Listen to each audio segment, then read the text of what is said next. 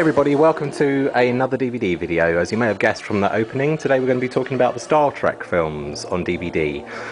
Mainly because there's a new Star Trek film at the cinema, as many of you probably know. I'm sure a lot of you have seen it already, and it's just called Star Trek, nothing else. And it's a reimagining of the original series. It's the same characters but played by different people, and I encourage you to go and see it if you haven't, because I thought it was fantastic. It's a really, really good summer film. Should appeal to trekkers like myself, who are notoriously quite hard to please, but it pays homage to the old series and completely doesn't disregard any of the continuity. It takes everything into account, and it's a really good story in itself as well, so do go and see it. Okay, but for now we're talking about the older Star Trek films on DVD. There's 10 of them in total. The first one is Star Trek the Motion Picture, and this is the one that kicked it all off back in 1979, I believe. Star Wars had been really, really big at the cinema a couple of years beforehand, and studios were basically trying to repeat the success and were looking for other popular science fiction franchises that they could bring to the big screen, and Star Trek was the one that stood out. It's quite an unusual film. It's pretty slow, actually. The pacing is quite slow. It's kind of a bit like 2001 in that respect. So it might not be what you're expecting from Star Trek, but it's got quite a good story behind it. I won't spoil it if you haven't seen it. This is the director's edition. It's actually a really interesting DVD. It's an edition of the film made especially for DVD release, in which there's new special effects, and it's been re-edited slightly, sort of tightened up a bit. So it's not quite as ponderous as it once was. But it's really good. It's really sympathetically done. They tried to make the new special effects look like they'd been made in 1979, and they do look more like... They do in a way. They still look like CGI effects, but it's certainly it sticks out a lot less than the new special effects in the Star Wars special editions, for instance. So that one's a good one. Check it out. Okay, a few years later, we had Star Trek II: The Wrath of Khan. Now this is very well loved amongst trekkers. It's a great film. It's actually a semi-sequel to an old original series episode called Space Seed, in which there's a genetic Superman called Khan. I've actually got it on TV at the moment, so let me just turn that down for a second. And it's really good. It really captures the spirit of the original series very well, and it's kind of like a sci-fi B movie, and it's good fun, but it's quite dark in places as well. This DVD edition is weird. They released some of the Star Trek films like this on DVD, especially the original series cast films. It's kind of a special edition. This is number 6,794, so it's not that limited edition, is it really? But they're in like these nice shiny boxes, and weirdly enough, they each come with a second disc. The one in this box looks like a demo for Star Trek New World, so I presume it's not an entire PC game. I've never actually tried it out. I've just been more interested in the film itself. Then you have the movie on this side of the box, but they're weird. It's strange. They've since been re-released in Super Deluxe Special Editions, but I haven't bought them again. I plan to at some point, though. This is The Search for Spock. Star Trek 2, 3 and 4 they form a trilogy of films in a sense, in that they all have one continuous story which links together. Search for Spock's good. It's not as good as Star Trek 2, The Wrath of Khan. I think I've seen this one the most out of all of them. It seemed to be on TV when I was a kid, all of the time, on like Sunday afternoons. And it's a pretty bare bones DVD, but it's in this nice, pleasantly shiny box. And this one's got Collector's Edition, The Sound of Star Trek. I'm not entirely sure what The Sound of Star Trek is. I presume it's a bit of music from the films and TV series, and maybe some special sound effects or something. Who knows? I should check it out at some point. This is DVD edition 9,582 out of God knows how many. Okay, then we had Star Trek IV. This was really popular with general audiences. It's kind of a Star Trek film which you didn't have to enjoy Star Trek to watch and appreciate. It's certainly a lot more light-hearted than the other ones. It's the one about the whales, as I'm sure if you only have a vague knowledge of Star Trek, then you'll know about it.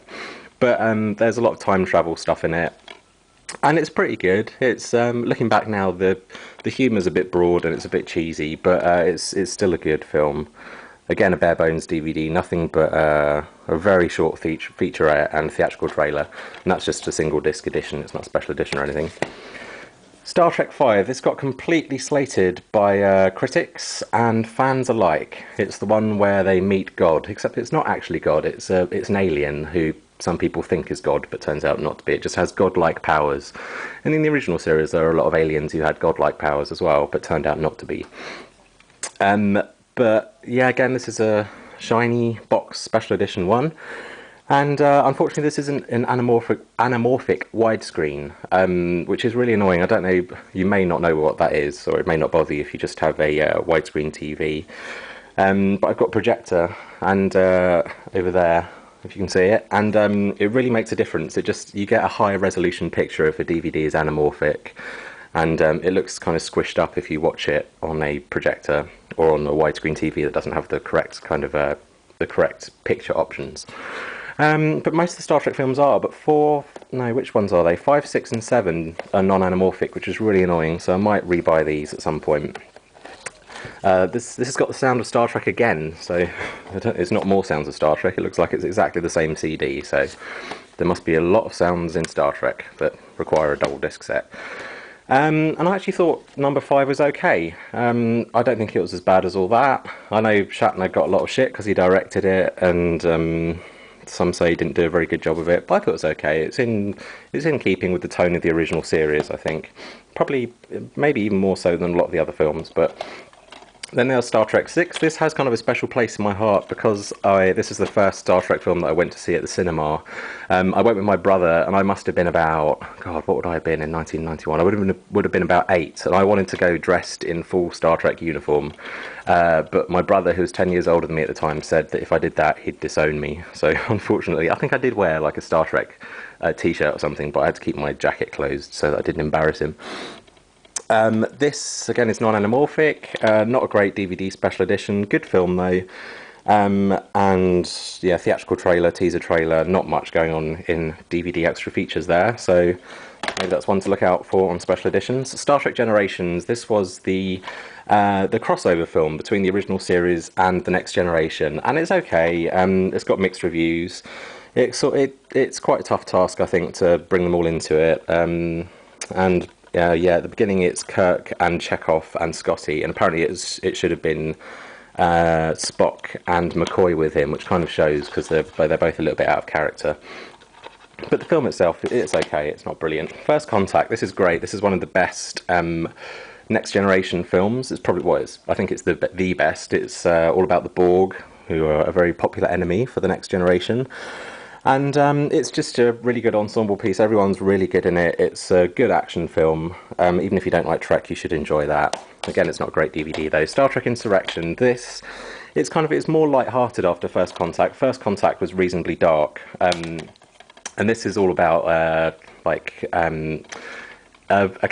planet which has a fountain of youth on it, and all the people on the planet rejuvenate all the time, and they stay really young, and the Federation tries to move them off the planet, and the crew of the Enterprise rebel and stage an insurrection, which means a rebellion. I remember when the film came out, I didn't entirely know what that meant, but yeah, it's okay. There's quite a good set of baddies called the Sonar in it. And Star Trek Nemesis, this was alright. It's nothing special really. It's the last Next Generation film, and Data dies in it, but he leaves behind a retarded half-brother called B4, so it's a bit of a cop-out.